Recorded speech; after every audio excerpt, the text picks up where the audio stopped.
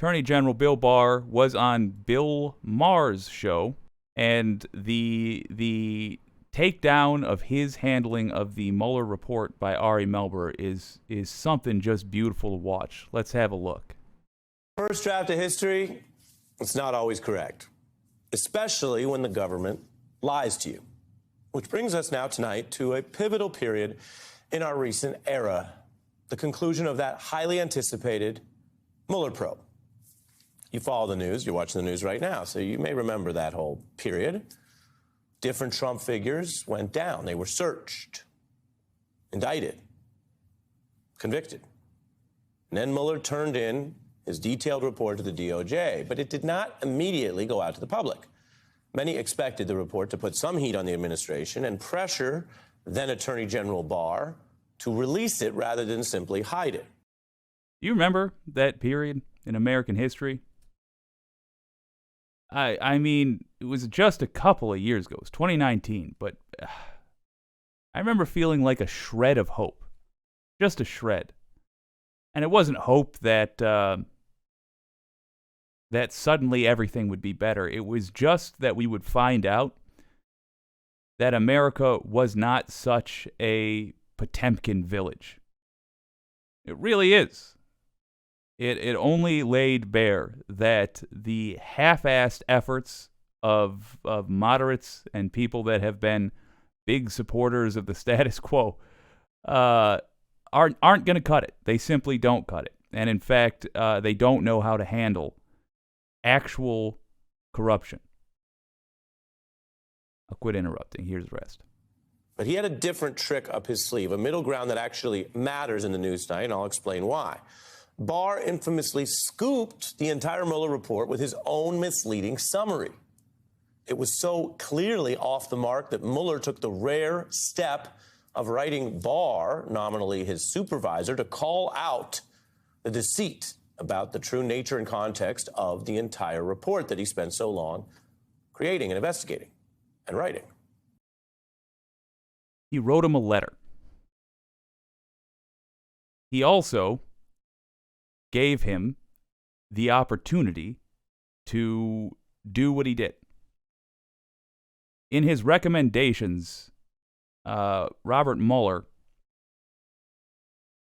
was very clear about the current DOJ policy of not indicting a sitting president. One thing Donald Trump was right about, and I do try to give credit where it's due, one thing Trump was right about was this attitude of, oh, it simply isn't done. That's no way to regulate corrupt people. They're not going to care about what is and isn't done. They don't play by the same rules.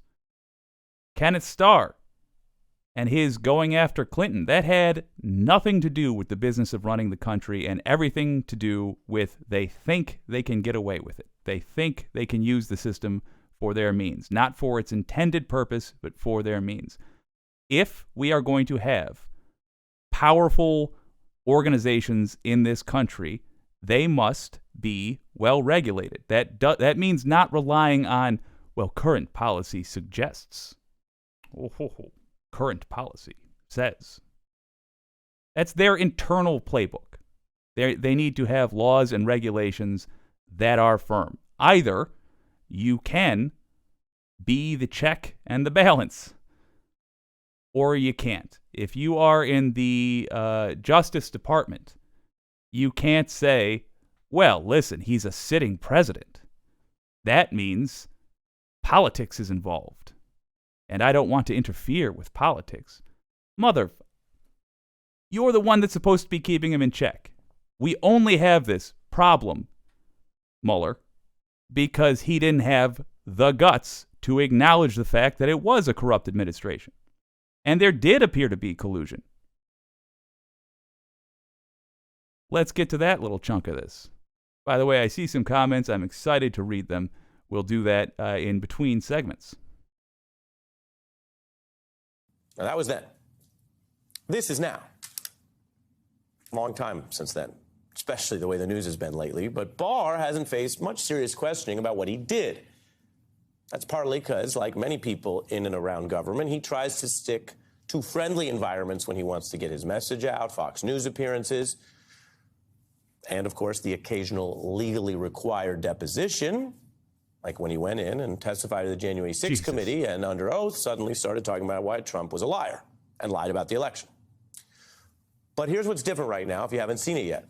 Barr just went on Real Time with Bill Maher on HBO and took some questions and tried to spin his spin on the Mueller report, claiming that that whole unusual PR stunt with his cover letter was somehow, and this is false, he claimed the only choice he had. And then he blamed Mueller for how the report came in. I said, you have to give me a report that I can make public quickly. It has to be redacted. Because the day you give me the report, everyone's going to be speculating. You have to give it this way, or people will speculate, OMG. Two problems there. One, Mueller's team did prepare a version for public release. And even if the DOJ wanted to take any time for an extra review, that, of course, is the version that essentially came out later. There were some redactions and some fights over it, but 90+% of it was what they gave him. And second, Barr is claiming that public speculation is the reason that he, the powerful attorney general, had to rush out his take. Now, that is false. The DOJ stays quiet or waits on many different topics or cases while the public in a free society speculates. And the press sometimes speculates. That face. Ari Melber has, when I pause him, has a tendency to make a face that is exactly how I feel. I look like somebody's tired uncle. To be fair, that's accurate. But that's how I feel when I look at the behavior of these people. And that does not create any obligation for anyone in government to do anything, nor should it. Public speculation is not a legal or logical reason for Barr to rush anything. And boy, did he rush. He rushed it right out this weekend. Now, let me give you one example. There is plenty of speculation about how Jeffrey Epstein died in a federal prison. Who was in charge? Bill Barr. That was on Bill Barr's watch. And you don't see Mr. Barr, while in government or out of government, rushing out a ton of information, transparency, or claims about that mysterious and controversial death just because of, quote, speculation. Ari Melber with the deep cuts, with the savage strokes. Good Lord. I mean, there's evidence to suggest Trump might have been on Mr. Epstein's list, and he is using this as a somewhat, what do you call it? Somewhat darkly humorous way of pointing out when Bill Barr did not care about speculation. Fair enough. Man. We call bull, Mr. Barr.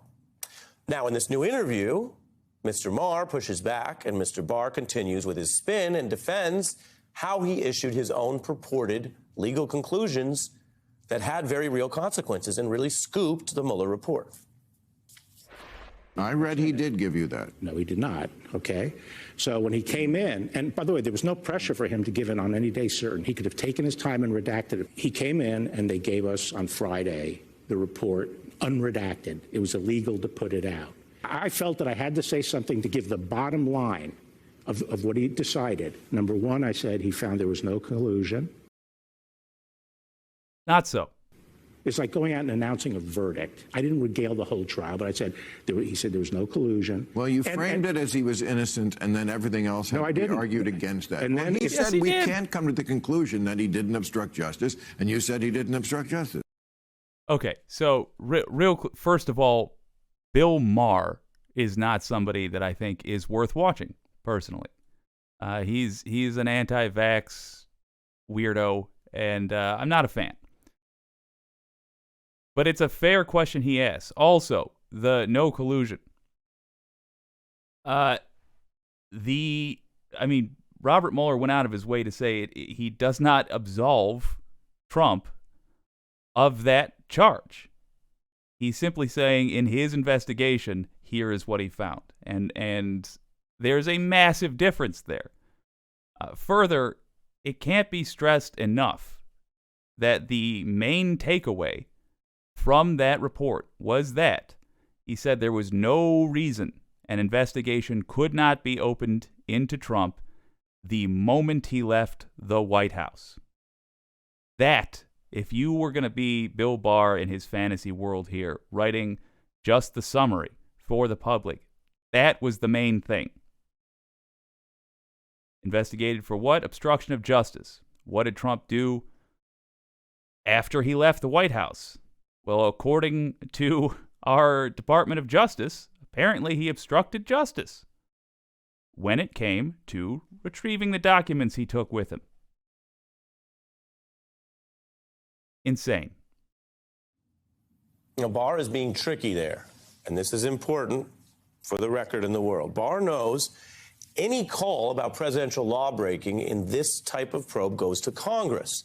It doesn't go to the president's own appointed AG. That's why Ken Starr sent his famous findings to Congress. And then, as we know from all of the recent impeachments, Congress can decide whether or not to impeach. Indeed, it's worth remembering that Democratic Congress declined to impeach on the evidence in the Mueller report. And then, of course, Trump did other things that led to his historic 2 impeachments. Should have only had one. And it should have been the impeachment that immediately followed the Mueller report. And it should have been successful. I realize, given the politics of America, that wasn't going to happen. Still, that's what should have happened in a functioning country. Now, Mueller was working along the same lines as Starr. Evidence of presidential lawbreaking, going to Congress, and there was a contrast here in what he said and what Barr tried to spin. Now, Barr's misleading approach is also about more than those legal nuances. And I want to get this down for the record tonight, too, because it matters. All right, Mr. Barr used his power to mislead and to muddy the waters. Boom. Now, there's no evidence that he broke any laws. We're not talking about some crime. We are talking about an abuse of the authority that he had in a very lawyerly and devious way. I don't know that I agree with Ari Melber here. Is that not a crime? Is the abuse of his power not a crime? I don't believe you're immune from obstructing justice if you lead the Justice Department. How many cop shows have you watched where the big twist is, oh my God, apologize, we have a new setup and we're running with it. Where the big twist is that the captain is in on the crime. There was an episode of Columbo that was about that. The boss can do a crime. Barr's statements were misleading. So misleading that Robert Mueller wrote him about it, saying as much. Something else we need to get culturally used to in the United States. You can have a trial even if you're not positive you'll get a conviction. That standard is only upheld when it comes to the rich. I only hear about that when it comes to the rich. If they think they can get some guy that makes $26,000 a year because they found weed in his car, they'll take a gamble. They'll go for it, sure. But if the former Attorney General misled the American public about the contents of a major investigation into the president, well, I'm not sure we could get a conviction, and maybe it's not even a crime. No. Bare minimum, that should entail an investigation. I realize there are more dangerous fish to fry, but when we forge a new country out of the tatters that is America currently, one of the things we are going to have to reckon with, and one of the things we are going to have to push for, is that behavior right there. If it truly is not against the law, time to talk to lawmakers, time to make a new law. Because we cannot put up with this. You want to know what a real, genuine, non-conspiracy theory cover-up looks like? That's it right there. That is a cover-up. The series of boring press conferences that lie. What can you do about it? I've got great news.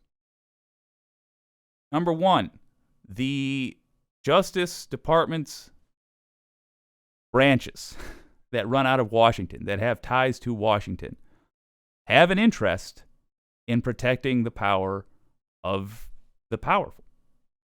That simple. The smaller scale you get, the more powerful you are to that official.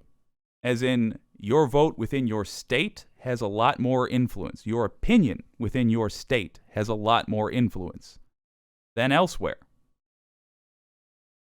Let me pull this up right now. First of all, there's Merrick Garland. He is a little punk. Second of all,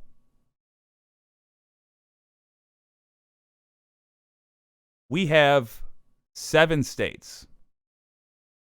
7 states that are able to open investigations into the election fraud that occurred in 2020. Guy that was just on screen isn't going to do it. Or if he is going to do it, he is going to focus on as few people as he possibly can. He is going to try to give them as light of charges as he possibly can. He is going to be the very people that got us into this mess. And you might be thinking, oh, Republicans got us into this mess. Nah, Republicans were always honest about who they were. They're awful, but they've been honest about it. Weak Democrats, failing to hold them accountable, got us into this mess. What can you do? You, if you live in one of these states, can contact the Attorney General of that state.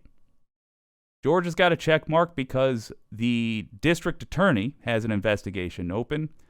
It's going to be a waste of time to talk to the Attorney General because their response will be, we are investigating Trump and his election interference in Georgia. Michigan's got a green check mark right there because Dana Nessel, the Attorney General of Michigan, said, I've got to answer to my constituents. And my constituents just saw 2022 pass with fake electors, people who tried to undo your vote in 2020 on the ballot. I have to answer to my constituents, so I'm reopening the state investigation into election fraud. Kudos, Dana Nessel. There are 5 more states up there. You're in one of those states. I put a script in the description. You can copy and paste that if you so choose, but I also put their contact links for your Attorney General in the description. Use it. Send him a message, a literal message, saying, hey, your job to protect me. You have failed to. Go do your job. My vote needs to matter. That means people who tried to take it away need to have to respond to law enforcement. It's that simple. Take advantage of that. A pressure campaign, starting here on this humble channel. By the way, we are celebrating 1 month in existence, and we're at 1,500 subscribers. I will not. I will never be able to comprehend a number of people that is greater than fits in a room, other than to say that is one such number, and I'm flattered and delighted. Let's use it. 1,500 people, reliably 200 will see this video. Okay. I've seen the locations. Some of you are from those states. Use that. If you use it, let me know in the comments. We will happily hold you up as a citizen of the day. It does not take millions all at once to make something like this happen, to open a state investigation into Donald Trump's crimes. It takes a few dedicated people who are willing to send a letter. That's followed by a couple of dozen people who heard about that and are also willing to send a letter. That's followed by one representative in some corner of the country getting on TV and giving a speech that sways a bunch more people.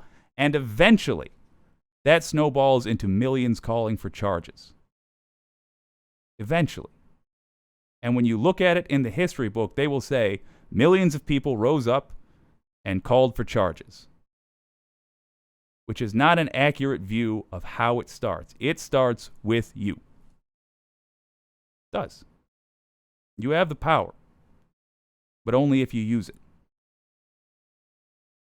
Have a look at some of the comments. I've been just tickled to see folks on board with the live streams. I love it. Anti-corporatists, you were indeed first, and I congratulate you. Dawned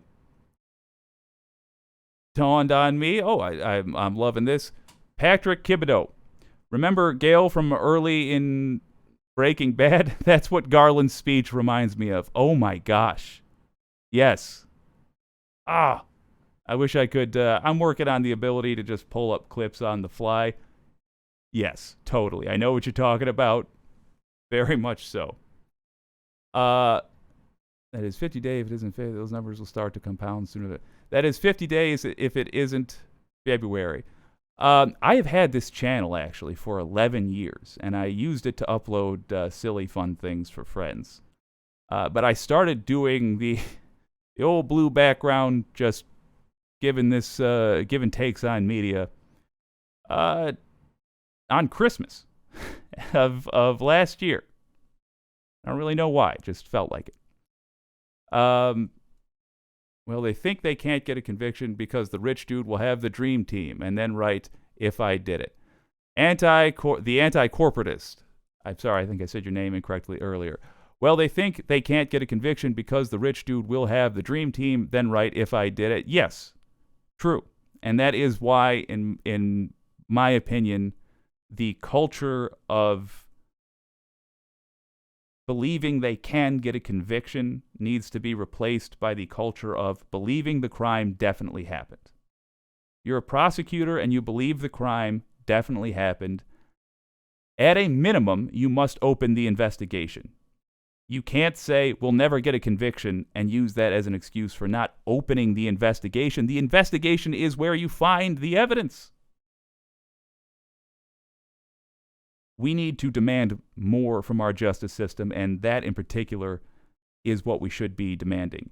Investigate these punks. The reason they do not do it now is, one, because of corruption, obviously, the money changing hands, the positions of power being handed out, but also because they think we're not paying attention. Anytime something awful happens, their defense is to be boring about it, and then let as much time pass as they can get away with it. If they get dragged out to do another press conference, same thing. They'll gish gavel. They'll talk about nonsense. Wait for people to stop paying attention and then move on with their lives. That's how it happens. If they start getting contacted regularly, this may change. Certainly, if it does change, that will be part of it. So I'm hoping that with constant and easy to maintain pressure from us, from the group of people that are interested in seeing justice done in the country, that'll get it started.